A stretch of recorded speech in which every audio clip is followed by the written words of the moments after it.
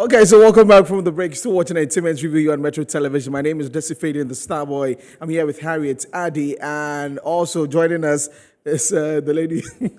I don't know where she passed, but she's here. Helen K. Welcome. Thank you very much, Desi Fadian, the Starboy. Yeah, I know you had to do something quick, but thanks for joining us this afternoon. Great. This interview is a very big one, ladies and gentlemen. A man who's got a lot to do with our creative art space in this country, from the movies. Even with the movies, there are a lot of it. He's an actor, director, producer. He's everything. And he's a musician also. Yes, and I remember him so much for my favorite music videos from EL. Ladies and gentlemen, Pascal is our guest this afternoon. In black. Man in black. Good afternoon. Welcome to the Table of Life. I feel alive. That's what joined us. And Happy New Year to you. Happy New Year, everyone. How's the year going already? The year is going okay. Not bad. Yeah. And, it definitely will start on a very good note with your latest, that was the Gold Coast Lounge. Being now on Netflix. I watched it on Netflix like 2 weeks ago. Yeah. How do you feel about it that you put in work and it is appreciated so much that it gets to that level that every other person wants their stuff to get to? Well, it's great. I mean, first of all, every filmmaker wants their film to be like on a big platform like Netflix. It's not the first time people have heard of this film. We first premiered in 2020, January 2020. Yeah. And since then, it's been on film festivals, it's been on flights and multiple awards, best film, best director, all that. Yeah. And May, we got an award for at AMVCA in Nigeria, which was, it lifted up the film even more, like as if it was brand new. And then November, my manager tells me that Netflix, they want to sign a deal. So they decided to, they signed a deal, they want to stream the movie December 30th, which actually was the date of my wedding. So wow. So the year ended pretty well for us. So so here we are. I could feel like you're chilling, like, I did it. Is it like that? There's no such thing as I did it. There's such thing as I'm doing it. Even if the success that you're looking for is not there, as long as you are in the lane that you feel that you're supposed to be and you listen to the voice you're supposed to do, it feels good. And we're adding a little topic to this about taking our movies global. There's a way back on Netflix recently, it got added to it, and a lot of people do talk about getting our movies out there. What is it with Gold Coast Lounge, that you think that a lot of people, a lot of directors out there or movie producers out there should probably take a cue from, and that will propel their works, like that? Well, there's all kinds of movies. Movies are like food. There's a different menu for everyone. Yeah. So the thing about a movie like Gold Coast Lounge, I moved away from comedy. I moved away from, my background is from action movies. So I moved away from all that. I wanted to make a film that focused more on story, that focused more on message as well. So if you've seen the movie, there's a huge political message to it, subliminally or on the surface if you want to. So I put a love storyline, and a family storyline. So at the end of the day, I just felt that as a director, we need to try and make, not look for shortcuts. Entertaining people is one thing, but inspiring people is a lot more powerful, in my opinion. So Gold Coast Lounge is not a movie that you just watch just to entertain yourself. You're inspired by the end of it because it has a strong message. So I say filmmakers, do whatever you can to just make films with the highest standards as much as possible, which costs money, I know, but it's the sacrifice that you have to go through because the standards, African film standards, are increasing very, very, very high. Yeah. So let me tell you something. This movie, it took like almost 2 years for Netflix to say yes. So guess what? They said no right from the get-go. Not because they didn't like the film, it's because I decided to make it in black and white. So because of the black and white, they didn't accept the film. So they said no for like 2 years. And just last minute, they said yes after almost 3 years. So it's like, so you can imagine how difficult it is to have your film over there. And I don't see myself as a rookie director because at the time, I was 15 years as a director. You go see, I'm not saying I'm the best director in the world, but I'm also not considered. You're good. I'm celebrated in Ghana. After all the music videos I've done, and also so people expect a lot from me. Yeah. So So if it's difficult for me, so it's definitely difficult for you, and you. So, but you can do it. Just work hard and educate yourself all the time, and you can do it. In your years, and the ladies would come in your years as a director in the movie ladies will scene. come. Movie scene, what? You said the ladies will come. I don't. Oh yeah, I mean they'll come in. They'll come with them. Let's see.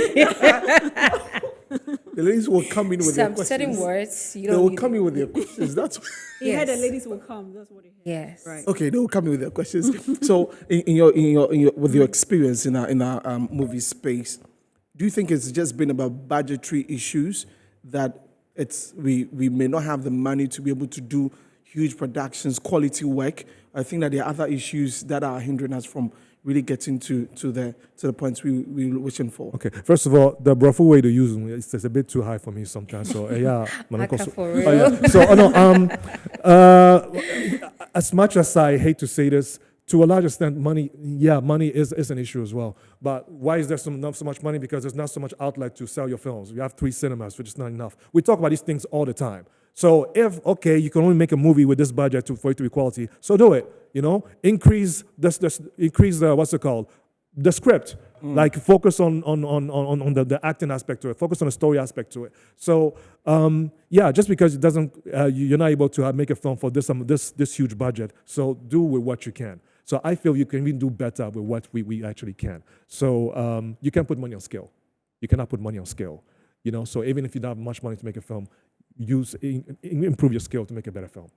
I mean, I'm more interested in Netflix. When it comes to putting your movie there, what do they look out for? Very Is good it question. is it money?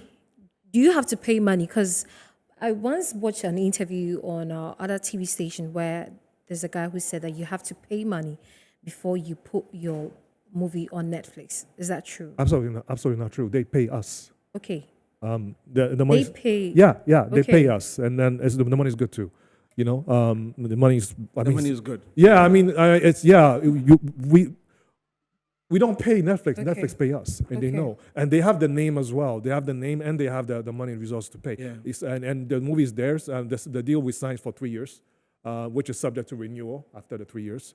So no. So what it takes to have your film on Netflix? 1, make a good film. 2, if you send it to film festivals, etc., and everything, that will help. Okay, that will Okay. definitely help. I guarantee you that they came to us and said yes, especially because we've been on flights, we've been on multiple flights, we've been on multiple film festivals, 18 awards, including AMVCA. All that stuff made them feel like okay, come through. So there is a popularity aspect to it. So of course, Nigerians have their movies there in abundance. So gradually, you're seeing a new renaissance of actors, Netflix actors from Nollywood. If you see this actor, you know that okay, if you put this actor in your film, then there's a bigger chance that Netflix may accept because the audience click on the films whenever they see those faces. Yeah. Okay. So there's that as well. But number 1 is the standard. The film needs to be of good standard, production quality, sound, picture, all those things, very, very important. Story as well. And then, and then make sure like you're not the only opinion. Of course, apart from your audience, film festivals and awards actually help as well because that's how we got in.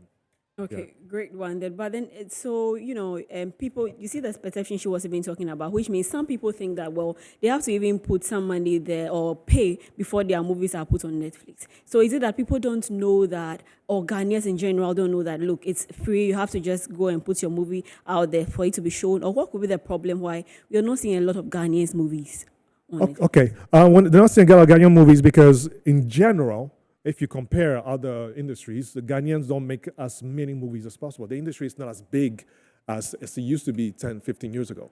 My opinion, one way to like help that, facilitate that is the collaboration with Nollywood, which we all benefit from 10, 15 years ago. And the relationship's still there. Like the respect is still there and the love is still there. Whenever I speak to any Nigerian actors or producers, they have so much respect for us, And before they even knew who on earth I was, the movie was at AFRIF. AFRIF is what's it called, African Film Festival in Nigeria.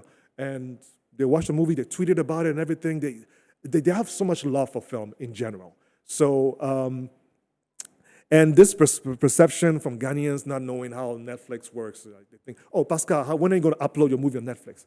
It's not YouTube. That's not how it works. It's a big. You get those questions? I used to. I mean, so a lot of people were saying, "Can't wait to see it on Netflix." I saying like they are manifesting positivity. You know, some people do understand that. Okay, not every film goes there. It needs to be top notch before it goes there and gets accepted. Yeah. You know what I mean? So that is the case. And but I think gradually people understand that. You know, it's like almost like a label, if you want to put it that way. Yeah. You know. If it's on a certain good standard, and then this label signs you up, and then boom, everybody can see you. Yeah. Stonebwoy got signed by Def Jam. Boom, you understand?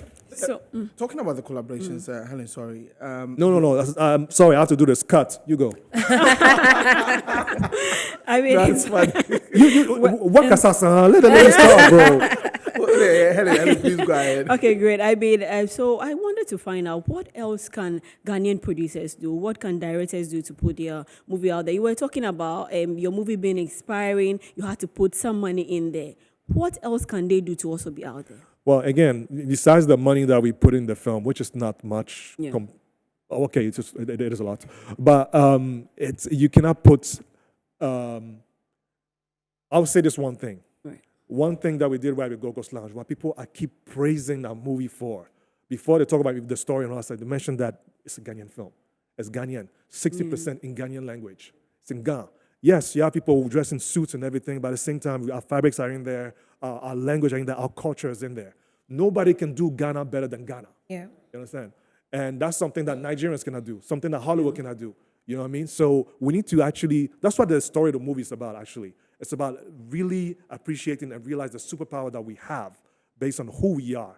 Once we're true to ourselves, boom, we are superheroes. You know, so I say, I mean, it's good to, yes, say English-speaking country, but do not be ashamed to showcase that we are Ghanaians.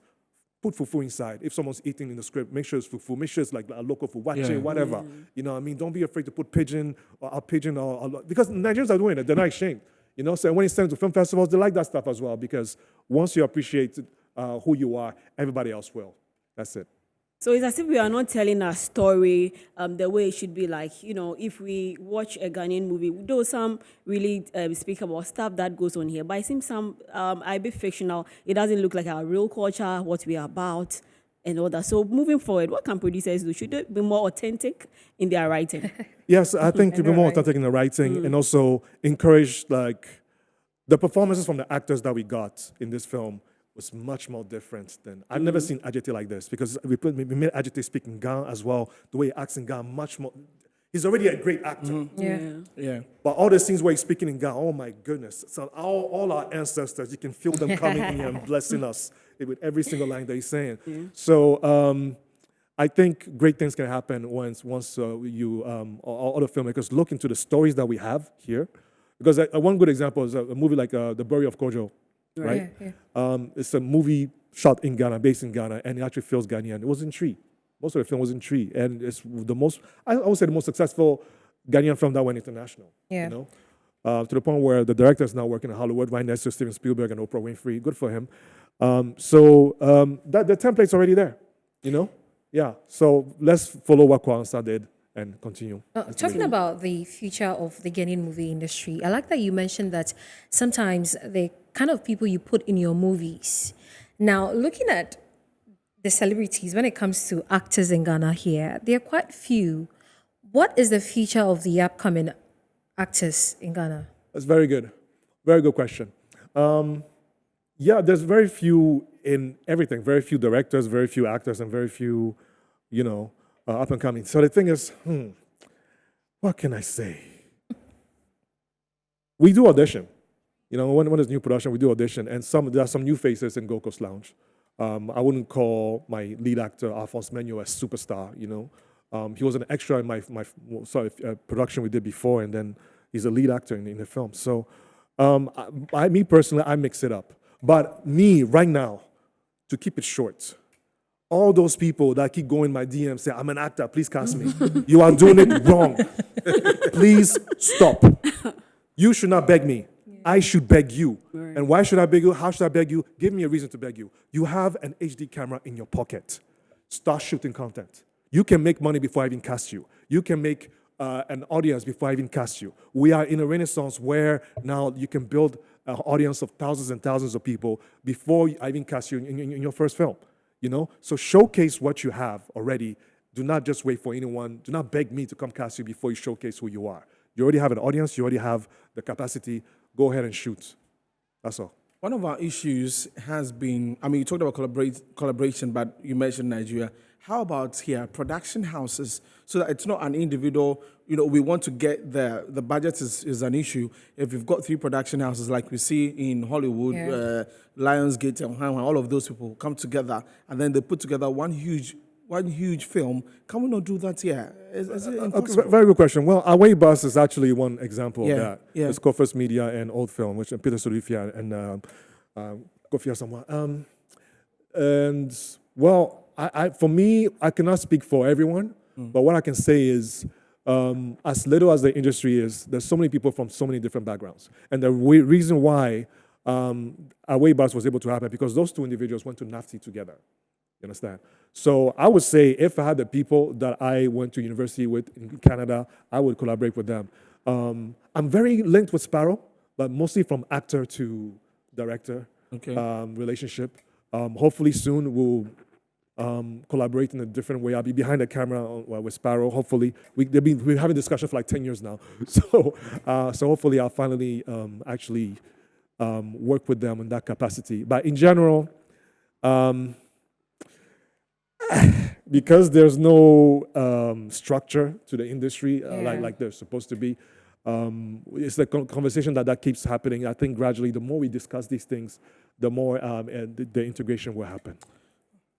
I mean, it's been very insightful, all of the things that you've said here this afternoon, and we've really enjoyed every bit of it. To young actors, I mean, you've mentioned that they should stop coming to your DM, but to young actors and young actresses who are thinking, people will be telling them, you know what, the industry is not moving forward, Charlie. Money no day inside, make you do something else. But you also say that it is my passion. From what you're saying, everything you say, you could feel the zeal in what you do. And so, what would be your advice to young folks out there? Don't do it. That's my advice. Don't do what? Don't do it. Like when someone said, "Oh, please give me advice so that I'll be," no, don't do it. And if what I said discourages you, then you really shouldn't do it. Because if I tell you don't do it, then imagine what 1, 2, 3, 4, 5, 6, 7, 8, 9, 10 people will tell you. Imagine what this situation, that situation, so many speed bumps on the way will stop you. You understand? So if I said don't do it, and then 5 years from now, I see you again in my audition, clap. You passed the first test. Okay. You understand? So, I started at 19 years old. I was in Canada. I was a student. Nobody told me to make my first film. Okay. But I did it. And here I am. Here you are. 2023, we're definitely going to see a lot from you. Right. Yeah? Yes. Yeah. I'm still sad that you left music videos, but you should be dropping some fresh ones for us. No. I like the nose. Pascal, thank you so much for coming this year. I really do appreciate your presence. We could do this, again, as we get to talk about our movie industry. Thank you so much for coming and blessing our set. So this way, I've got to wrap up the show for today. It's been all about movies from YOLO to the Gold Coast Lounge. Go and check it out on Netflix. It is super. See, I did tell you, it's super. Go and enjoy it. My name is Desmond Okrekudanz. I want to say happy birthday to Theophilus Saki Sosi. Today is your birthday, my brother. God bless you so much. Do enjoy the rest of your days. And I was here with them. My name is Harriet Adi. And I'm Helen Anyeweja. You can call me Helen K. And we've been bringing you the Chan tournament. And today, actually at 4, there's a game coming up. So you can stay. And later at 7 p.m., there's another game coming up. So thank you. See you tomorrow, same time, 3 p.m. right here on Entertainment Review. Bye-bye.